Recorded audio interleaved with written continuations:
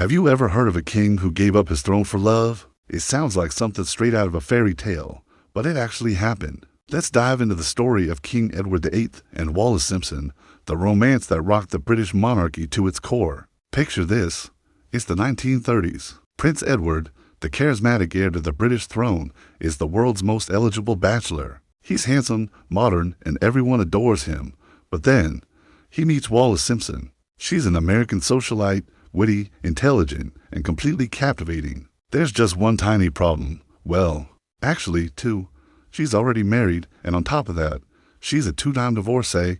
In the eyes of the British establishment and the Church of England, this was an absolute scandal. A king, the head of the church, couldn't marry a woman with two living ex-husbands. It was unthinkable.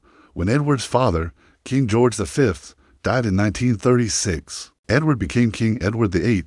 Now, he faced an impossible choice: the crown or the woman he loved.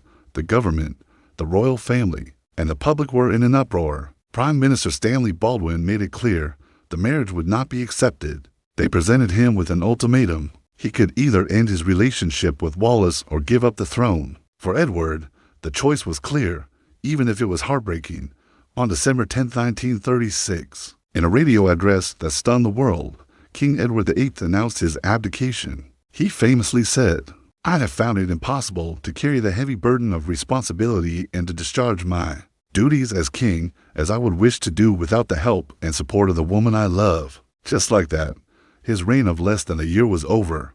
His younger brother, the reluctant George VI, Queen Elizabeth II's father, took the throne. Edward, now the Duke of Windsor, married Wallis Simpson in France a few months later. They lived the rest of their lives in exile, never to hold a formal royal role again. Their story remains one of the most dramatic chapters in royal history. Was it the ultimate romantic sacrifice or a dereliction of duty? It's a debate that still fascinates people today. What do you think? Let me know in the comments below.